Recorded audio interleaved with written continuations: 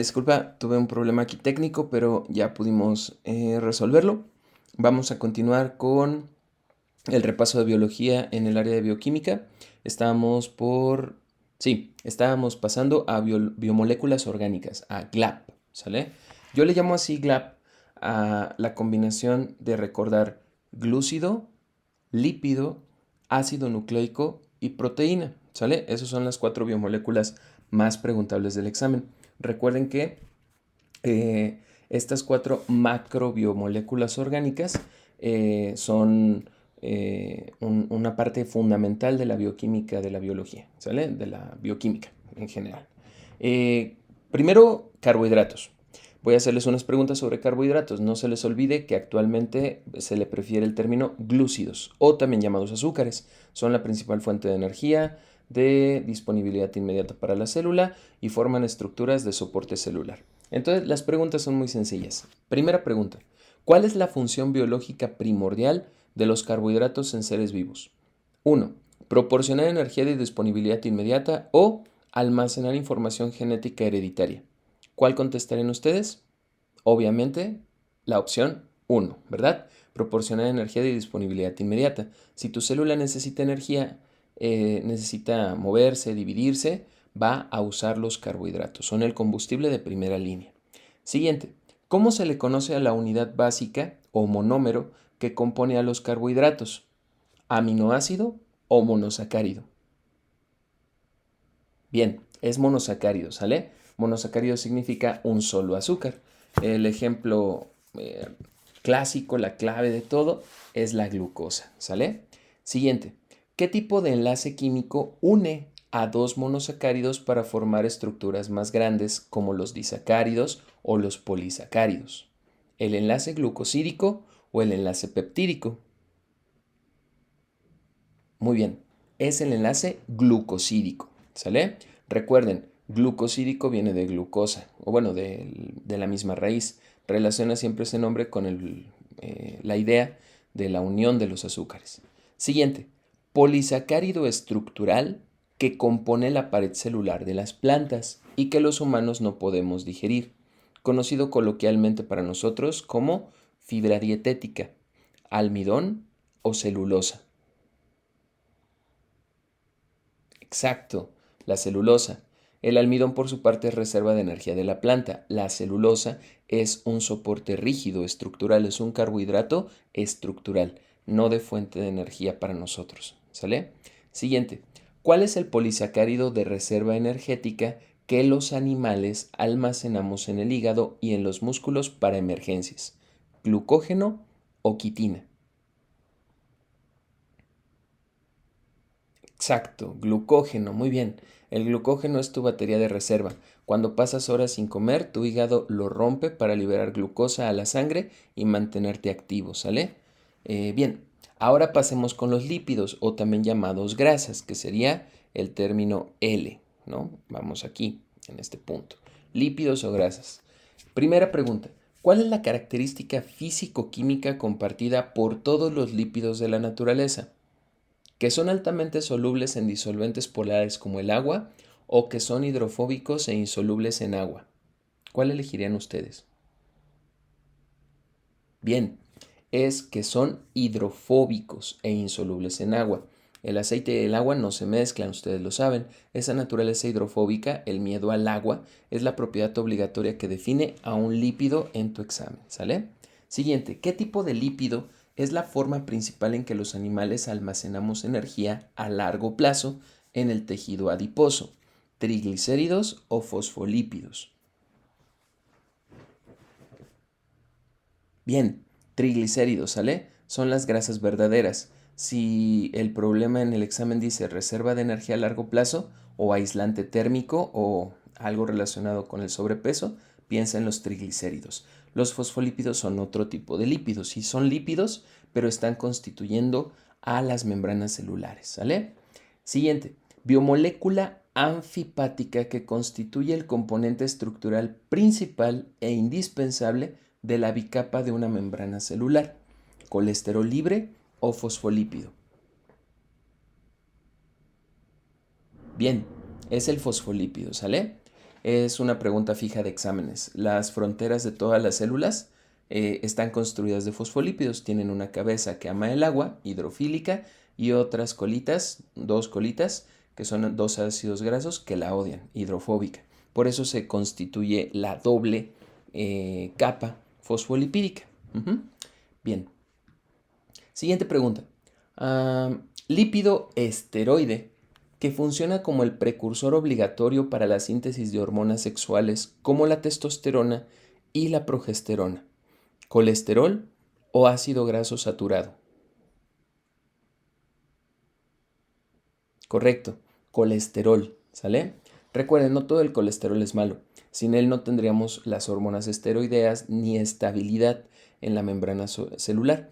Entonces, grábense esa relación. El colesterol es precursor de hormonas sexuales como la testosterona y la progesterona y además lo puedes encontrar en las membranas celulares de los animales, ayudando a estabilizar a la membrana, a la bicapa fosfolipídica. Siguiente.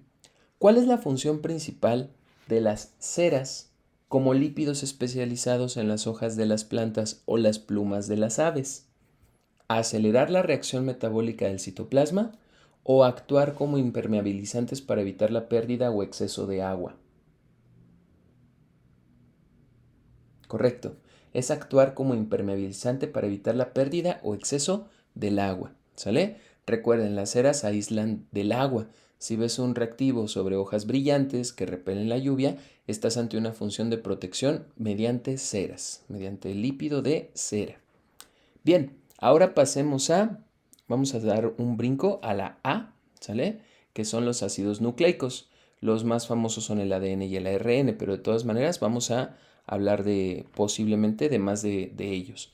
Recuerden, estas moléculas transportan la información genética y dictan las instrucciones de cómo construir después las proteínas mediante el dogma central de la biología molecular. Entonces, primera pregunta, ¿cuál es la unidad estructural repetitiva, o sea, el monómero, que compone a los ácidos nucleicos? ¿Monosacárido o nucleótido? Correcto, nucleótido, ¿sale? Es un polímero de nucleótidos el que da como resultado un ácido nucleico. Si te preguntan de qué está hecho el ADN, busca esa asociación, nucleótido. Siguiente pregunta. ¿Cuáles son los tres componentes químicos obligatorios que forman la estructura básica de un nucleótido? Un grupo fosfato más un azúcar pentosa más una base nitrogenada o un glicerol, tres ácidos grasos y un grupo amino.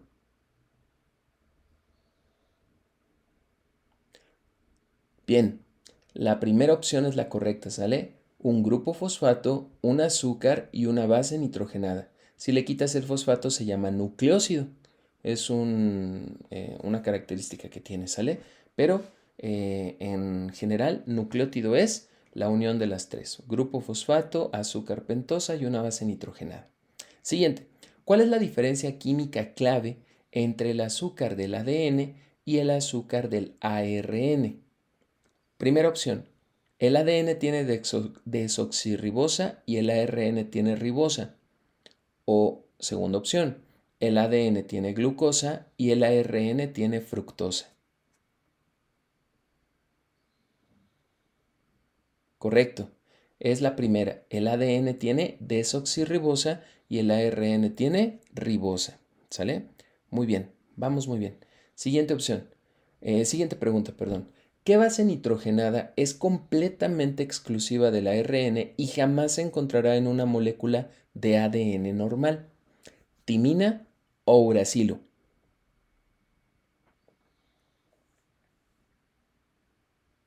Correcto, el uracilo, ¿sale? La regla de oro de la genética es que el ADN usa adenina, guanina, citosina y timina, mientras que el ARN cambia la base nitrogenada de timina por uracilo. Si lees uracilo, estás viendo ARN, ¿sale? Siguiente pregunta. ¿Qué tipo de enlace o interacción mantiene unidas a las bases nitrogenadas complementarias? O sea, ¿qué tipo de interacción química permite que se una adenina con timina o guanina con citosina en el centro de la doble hélice de ADN? ¿Puentes de hidrógeno o enlaces peptídicos rígidos? Bien, puentes de hidrógeno, ¿sale? Las dos cadenas de ADN no están pegadas fuertemente, solo están unidas por fuerzas de atracción llamadas puentes de hidrógeno. Esto permite que la célula pueda abrir la doble hélice fácilmente para leer o duplicar su información, chicos, ¿sale? Bien, finalmente las proteínas. Obviamente las proteínas también son una parte muy importante de nuestro funcionamiento biológico. Son las macromoléculas ejecutoras de las células, ¿sale? Hacen prácticamente todo el trabajo. Tienen función estructural, función de defensa, función de transporte y catálisis, ¿sale? Entonces ahí vamos a encontrar muchas proteínas diferentes. Ahí les van las preguntas. Primera, ¿cómo se llama la unidad fundamental o monómero que al unirse en cadena forma una proteína? ¿Nucleótido o aminoácido?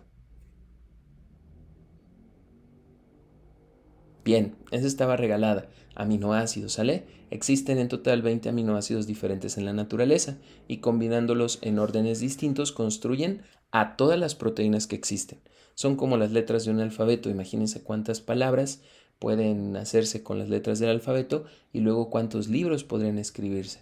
Entonces eso nos da los 20 aminoácidos suficiente variedad para crear una enorme cantidad de proteínas diferentes. Siguiente, ¿qué nombre recibe el enlace covalente específico que une el grupo amino de un aminoácido con el grupo carboxilo del siguiente aminoácido? ¿Enlace peptídico o enlace éster?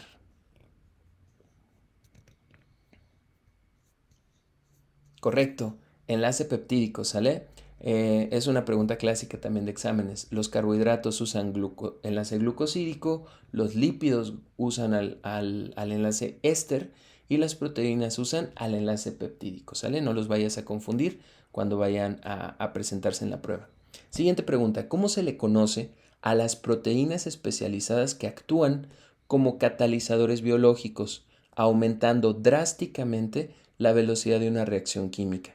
¿Anticuerpos o enzimas? Bien, enzima, ¿sale? Recuerda la clave. Toda palabra que termine en la sílaba asa, como lactasa, polimerasa, amilasa, es una enzima. Su trabajo es hacer que el metabolismo se acelere, que ocurra mucho más rápido de lo que sin ella ocurriría, ¿sale? Nos permiten ser compatibles con la vida. Siguiente, fenómeno provocado por cambios drásticos de temperatura o de pH que hace que una proteína pierda su forma tridimensional y, por lo tanto, pierda por completo su función. Hidrólisis ácida o desnaturalización. Ok, es la desnaturalización, ¿sale? Es el ejemplo más fácil como cuando uno se prepara un huevo frito. La clara transparente se vuelve blanca y sólida debido a que el calor desnaturalizó la proteína de albúmina que constituye la clara, ¿sale? Siguiente, proteína con función de transporte encargada de capturar el oxígeno en los pulmones y llevarlo a todas las células a través de glóbulos rojos. ¿Colágeno o hemoglobina?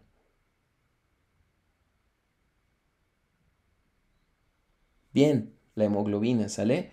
Asocia siempre sangre con glóbulo rojo, igual a transporte de oxígeno, igual a hemoglobina. Es una de las proteínas más rentables cuando se trata de examen. Recuerden, la hemoglobina transporta el oxígeno dentro de los glóbulos rojos, de los eritrocitos. También otra diferencia importante entre estas dos proteínas que les di, colágeno y hemoglobina, es que la hemoglobina es una proteína globular, ¿sale? Principalmente su papel es catalizador, transportador, es decir, tiene un papel metabólico, mientras que el colágeno es una proteína fibrosa, es larga y su principal papel es estructural, ¿sale? Bien, con esto tenemos ya un repaso sucinto de las biomoléculas orgánicas, del famoso GLAP, así que vamos a continuar. Tenemos también la aparición de otras biomoléculas, es decir, además de las que ya hemos mencionado, existen otras más. Podrían preguntarlas en el examen, entonces vamos a mencionarles algunas de las más importantes, ¿de acuerdo? Primero comencemos con vitaminas, sobre todo las vitaminas hidrosolubles, ¿sale?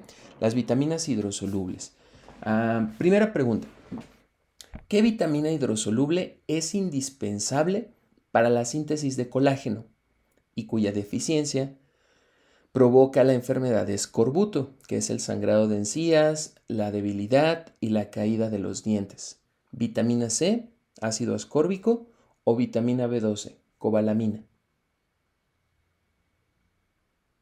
Bien, la vitamina C, ¿sale? Ácido ascórbico. Entonces, vitamina C igual a colágeno, igual a escorbuto si falta. Es una pregunta clínica, de hecho, en muchas áreas. Los marineros antiguos pasaban meses sin comer cítricos, entonces tendían a tener esta condición. Siguiente, vitamina del complejo B que se prescribe de forma obligatoria durante el embarazo para prevenir defectos graves en el desarrollo del tubo neural de un feto, como espina bífida, ¿sale? Eh, las opciones son vitamina B3, niacina, o vitamina B9, ácido fólico. Bien, igual, regalada, ¿verdad? Ácido fólico. El ácido fólico es vital para la división celular rápida. Si el reactivo menciona embarazo, desarrollo embrionario o tubo neural en tu examen, marca B9 sin dudarlo, ¿sale? Siguiente. ¿Cuál es una propiedad funcional clave que distingue a todas las vitaminas hidrosolubles dentro del cuerpo humano? 1. Se excretan fácilmente por la orina y requieren un consumo diario en la dieta. O 2. Se acumulan por meses en el tejido graso teniendo un alto riesgo de toxicidad. Bien, se excretan fácilmente por la orina, por eso necesitamos incorporarlas a nuestra dieta frecuentemente, ¿sale? Como se disuelven en agua, el cuerpo no las puede guardar. Lo que no usas hoy lo eliminas en la orina, por eso necesitas comerlas todos los días. Las vitaminas, como dijimos, vitaminas hidrosolubles, ¿sale? Recuerden, todas ellas son moléculas orgánicas que se disuelven en agua, actúan principalmente como coenzimas y no se almacenan en el cuerpo de forma prolongada. Ahora veamos el otro tipo de vitaminas, las vitaminas liposolubles, las famosas vitaminas A, D, E, K. Las anteriores que estábamos viendo eran la vitamina C, la vitamina B. Bueno, varias vitaminas B y la vitamina C, ¿verdad? Primera pregunta, qué vitamina liposoluble es esencial para la formación de los pigmentos visuales de la retina y su deficiencia severa provoca ceguera nocturna? ¿Vitamina A, llamada retinol, o vitamina E, llamada tocoferol? Bien, es la opción A, ¿sale? Vitamina A, retinol. Su propio nombre científico te da la pista. Retinol viene de la retina del ojo. Si la pregunta menciona vista, córnea o ceguera nocturna, busca vitamina A. Siguiente, vitamina liposoluble que el cuerpo puede sintetizar en la piel con ayuda de la luz solar y que es obligatoria para que los intestinos puedan absorber el calcio. Vitamina K o vitamina D, calciferol. Ok, vitamina D, ¿sale? Sin vitamina D, aunque tomes litros de leche, el calcio no se va a absorber y se va al baño, ¿sale? Su falta en niños causa una condición llamada raquitismo, que son huesos blandos y doblados. Siguiente, ¿qué vitamina liposoluble es producida en parte por nuestra flora intestinal y es indispensable para activar la cascada de coagulación de la sangre? ¿Vitamina E o vitamina K, llamada filoquinona? Ok, vitamina K, ¿sale? La vitamina K o filoquinona. Recuerda el truco mnemotécnico. Asocia la letra K con la palabra coagulación, aunque pues cambiándole la letra C. Si te falta vitamina K, entonces presentas hemorragias graves. Siguiente, vitamina liposoluble que funciona como un potente antioxidante biológico, protegiendo a los lípidos de las membranas celulares del daño por radicales libres que pueden envejecer al cuerpo. Vitamina E, tocoferol o vitamina A, retinol. Bien, es la vitamina E. Es considerada un escudo que protege a las células del envejecimiento. Es un antienvejecimiento. Reduce la oxidación celular, ¿sale? Entonces, antioxidante de tejidos. Finalmente, a diferencia de las hidrosolubles, una ingesta exagerada y descontrolada de vitaminas liposolubles A, D, E, K puede ser muy peligrosa. ¿Por qué? 1. Porque bloquea la respiración aerobia mitocondrial inmediatamente. O 2. Porque no se limita por la orina, no se elimina, perdón, por la orina y se acumula en el hígado y tejido graso causando toxicidad en esos tejidos. ¿Cuál de las dos opciones creen que sea la correcta? Bien, es la segunda, ¿sale? No se elimina por la orina y por lo tanto se va a acumular en hígado y en tejido graso. Esto se conoce, tiene un término, se le llama hipervitaminosis, ¿sale? Como son solubles en grasa, se quedan atrapadas en tus reservas corporales y pueden llegar a niveles venenosos si se abusa de los suplementos, por ejemplo, que algunas personas toman bastante seguido. Bien, ahora vamos a pasar a un tema complementario que se llama teoría sobre el origen de la vida. No hay que dejar de estudiarlo porque, pues bueno, pueden también preguntarle sobre él, ¿sale? Veamos los diferentes tipos de teorías sobre el origen de la vida. Comencemos con la famosa generación espontánea. Recuerden una lucha histórica que hubo entre la generación espontánea y la biogénesis, ¿sale? La idea de que la vida surge de la nada, generación espontánea, y la demostración de que la vida proviene solo de la vida, biogénesis. Preguntas. Idea antigua que afirmaba que los seres vivos podían surgir directamente de la materia inerte en descomposición sin intervención de otros progenitores. Biogénesis, abiogénesis. Bien, se llama abiogénesis o generación espontánea. Ese es otro nombre que suele tener, ¿sale? También la encuentras en los exámenes como abiogénesis clásica. Esta decía que, por ejemplo, las moscas salían de la carne podrida o los ratones de la ropa sucia. Siguiente. Científico italiano que dio el primer golpe a la generación espontánea al demostrar experimentalmente que los gusanos en la carne venían de los huevos de moscas y no de la carne misma. Francesco Redi o Louis Pasteur. Bien, Francesco Redi. Redi usó frascos abiertos, tapados otros, con gasa y otros cerrados herméticamente. Si el reactivo menciona carne, frascos o moscas, en el examen pues busca a Francesco Redi, ¿sale? Siguiente, científico francés que sepultó definitivamente la teoría de la generación espontánea en el siglo XIX mediante el uso de matraces con cuello de cisne. Louis Pasteur o Lázaro Spallanzani. Bien, esa también estaba regalada. Louis Pasteur, ¿sale? Pasteur es una pregunta obligatoria en muchos exámenes. Sus matraces con cuello de cisne permitían que entrara el aire, pero atrapaban a los microbios en el cuello del tubo, demostrando que los caldos se descomponían solos, ¿sale? Siguiente. Postulado biológico respaldado por los experimentos de Pasteur, que sostiene firmemente que todo ser vivo proviene exclusivamente de otro ser vivo preexistente. Biogénesis o quimiautrofia. Bien, biogénesis, ¿sale? El lema de la biogénesis no lo olvides. Toda vida proviene de la vida. Siguiente. ¿Qué sustancia orgánica estéril y libre de microorganismos utilizó Pasteur en sus famosos experimentos para demostrar que no se generaba vida de forma espontánea? ¿Caldo nutritivo o agua destilada? Exacto, caldo nutritivo, ¿sale? El caldo funcionaba como alimento para los microbios. Al hervirlo y dejarlo en el matraz de cuello de cisne, demostró que el caldo por sí solo no creaba bacterias. Bien, otra teoría que también existe es la teoría de la panspermia, también conocida como teoría discúlpeme, la teoría de la panspermia solo tiene ese nombre, ¿sale? Y esa se enfrentó a la teoría quimiosintética. Recuerden, son explicaciones sobre cómo aparecieron las primeras estructuras vivas en la Tierra. ¿Qué les pueden preguntar?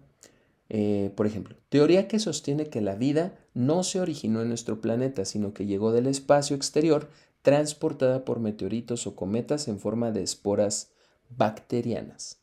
¿Panspermia o evolución química? Bien, panspermia, ¿sale? Recuerden, si el reactivo habla de espacio exterior, meteoritos, cometas, polvo cósmico como origen, marca panspermia si está por ahí, ¿sale? Siguiente, científico ruso que propuso que la vida en la Tierra surgió a partir de una evolución química gradual de moléculas inorgánicas en una atmósfera primitiva que aún no tenía grandes cantidades de oxígeno. Alexander Oparin o Svante Arrhenius.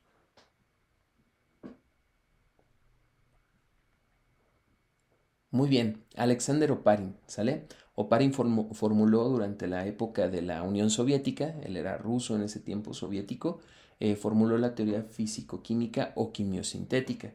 Es la teoría más aceptada en los exámenes de admisión sobre el origen de la vida en la Tierra. Ujú. Siguiente, de acuerdo con Oparin, ¿qué característica fundamental tenía la atmósfera de la Tierra primitiva que facilitó la formación de los primeros compuestos orgánicos? 1. Que era reductora, o sea, carecía de oxígeno libre. O 2. Que era oxidante, rica en ozono y oxígeno molecular.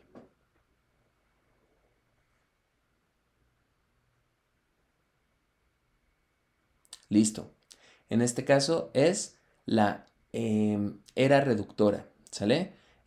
Trampa clásica. La atmósfera primitiva no tenía oxígeno, recuérdenlo. Si hubiera tenido oxígeno, las primeras moléculas orgánicas se habrían destruido por oxidación. Ujú. Bien, siguiente. Modelo precelular estudiado por Oparin que consistía en gotas microscópicas formadas por agregados de polímeros que podían intercambiar materia con su entorno, coacervados o virus primitivos. Correcto, coacervados, ¿sale? Los coacervados podríamos considerarlos como los antepasados directos de las células en la teoría quimiosintética. No estaban vivos todavía, pero tenían una frontera que los separaba del agua exterior. Ujú. Siguiente, científico sueco que popularizó y defendió la teoría de la panspermia a principios del siglo XX, sugiriendo que la radiación de las estrellas impulsaba las esporas por el espacio. Svante Arrhenius o Stanley Miller.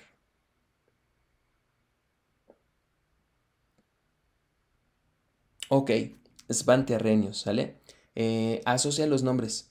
Arrhenius va con panspermia, mientras que Oparin y Miller van con la evolución química de la Tierra, la teoría quimiosintética, ¿sale?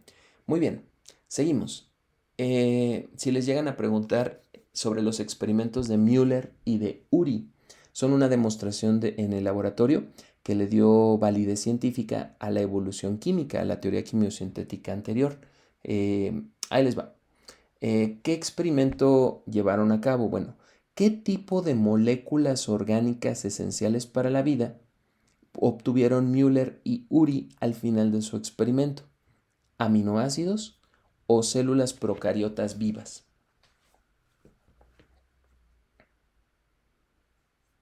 Bien, aminoácidos, ¿sale? Tengan cuidado ahí con el distractor.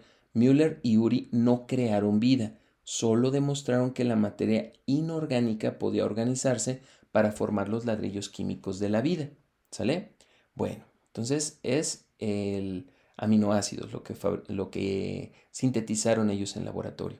Siguiente, fuentes de energía artificial utilizadas en el experimento de Müller y de Uri para simular el efecto de las intensas tormentas eléctricas en la Tierra primitiva. 1. Descargas eléctricas con electrodos o 2. Rayos láser infrarrojos.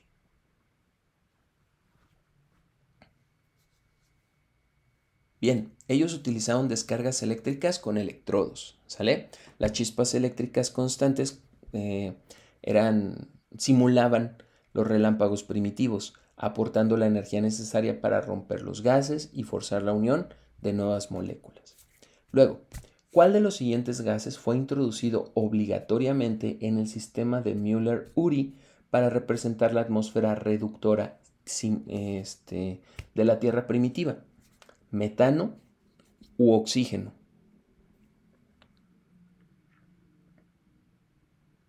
Bien, metano. Ellos usaban una mezcla de metano, amoníaco, hidrógeno y vapor de agua.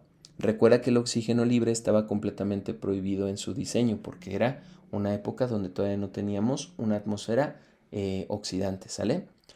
¿Cuál fue la gran aportación del experimento de Müller-Urey al estudio científico del origen de la vida que se evalúa actualmente o que se considera válido actualmente? 1. Que brindó la primera evidencia experimental a favor de la teoría quimiosintética de Oparin. O 2.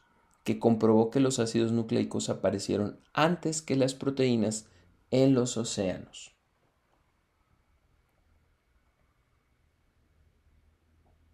Correcto.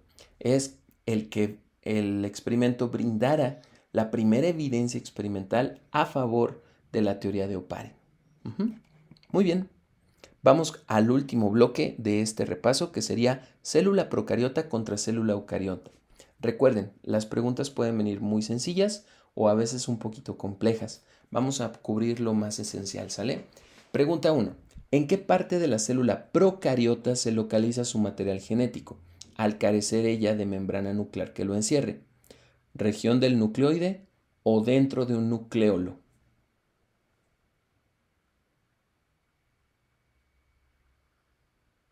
Bien, correcto. Es región de nucleoide. Cuidado con el distractor, no confundas nucleoide con núcleo, ¿sale? Ni con nucleolo tampoco. El nucleoide es simplemente la zona del citoplasma donde el ADN circular de la bacteria está suelto, ¿sale? Siguiente. ¿Cuál de las estructuras mencionada es la única que fabrica, ¿cómo se dice? Proteínas, ¿sale? ¿Cuál de las siguientes estructuras es la única fábrica que las células procariotas comparten con las eucariotas para sintetizar proteínas? ¿Mitocondrias o ribosomas?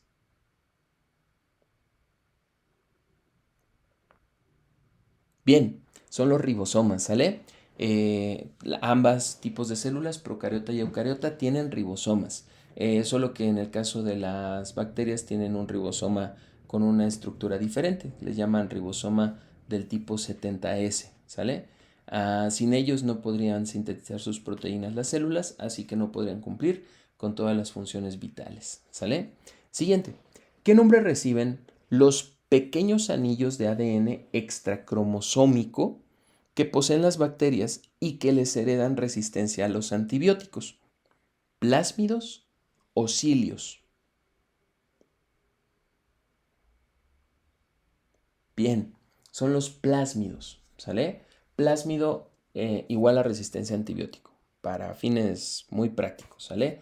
Es un fragmento de ADN que las bacterias se intercambian entre sí para volverse superbacterias, para poder enfrentar con más facilidad a un antibiótico. Siguiente, mecanismo de reproducción asexual directo mediante el cual una célula procariota duplica su ADN y se divide en dos células hijas idénticas. Tendríamos mitosis mitótica o bien fisión binaria. ¿Ok? Es la fisión binaria o bipartición, partirte a la mitad. ¿Sale? Las bacterias no hacen mitosis, pues porque no tienen un núcleo que romper ni usos mitóticos. Se parten a la mitad directamente por la fisión binaria. Bien, estructura externa opcional de la naturaleza polisacárida, perdón, que protege a ciertas bacterias patógenas contra deshidratación y el ataque del sistema inmune del hospedero. Cápsula o membrana plasmática.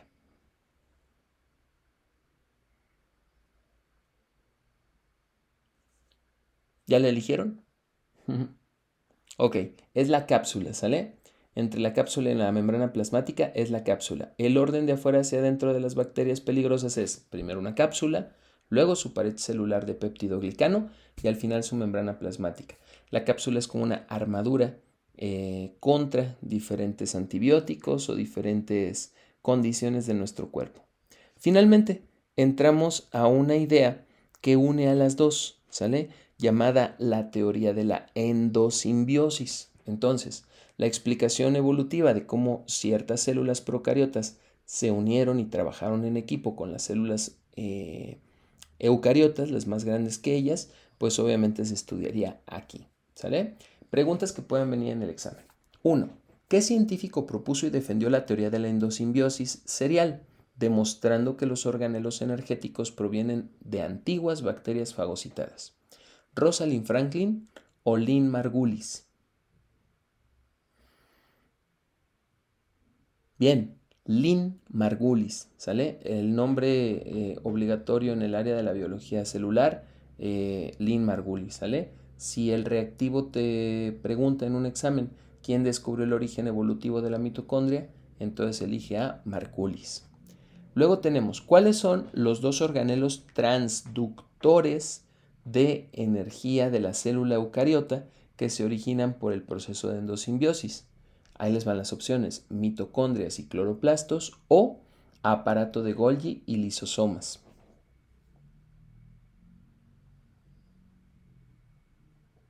Ok, son las mitocondrias y los cloroplastos, ¿sale? Solo la mitocondria, una antigua bacteria aerobia, y el cloroplasto, una antigua cianobacteria fotosintética, entraron a vivir dentro de la célula hospedera de forma permanente, ¿sale? Bien, ¿qué tipo de material genético poseen las mitocondrias y los cloroplastos en su interior que demuestra su pasado bacteriano independiente? El que tengan ADN lineal unido a proteínas histonas o que tengan ADN circular propio y no asociado a histonas.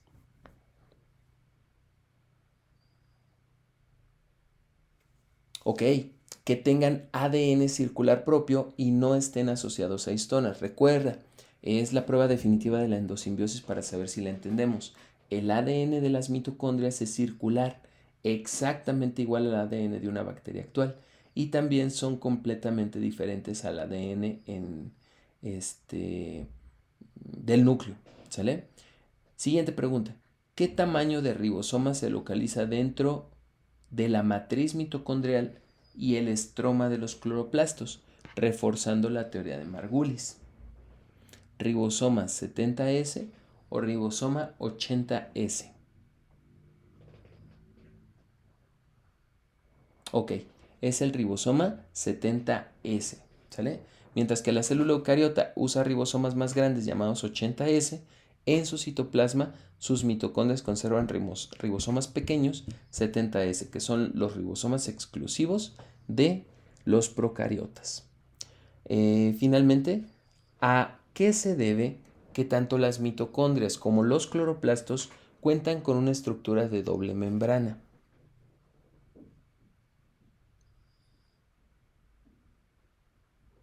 ¿No? ¿O sí? A ver. Bien.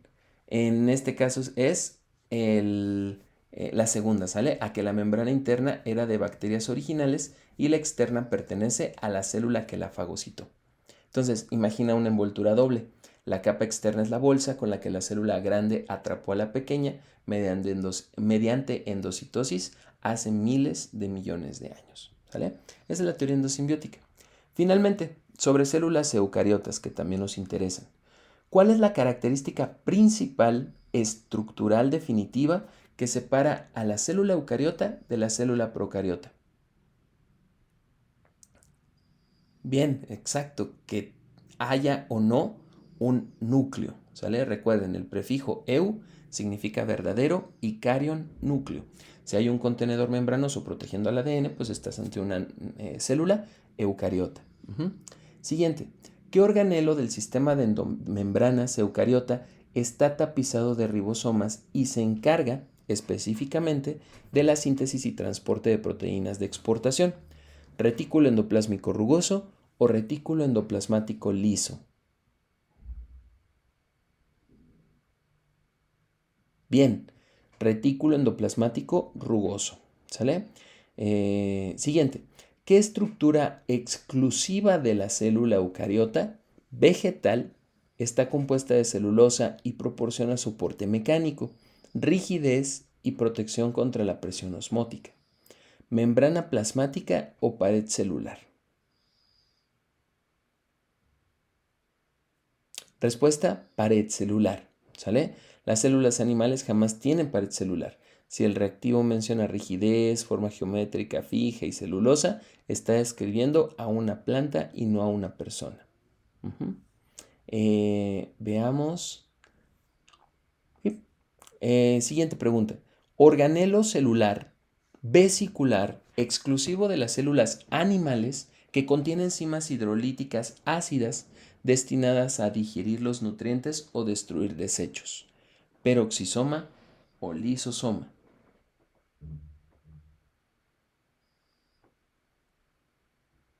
Ok, la respuesta correcta sería lisosoma, ¿sale?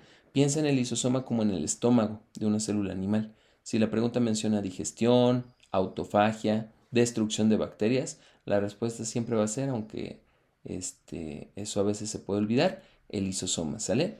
Siguiente, ¿qué red interna de proteínas, como los microtúbulos, los microfilamentos y los fragmentos intermedios, qué red interna de proteínas le da forma, soporte y permite el movimiento de los organelos en la célula eucariota? ¿Citoesqueleto o citoplasma soluble?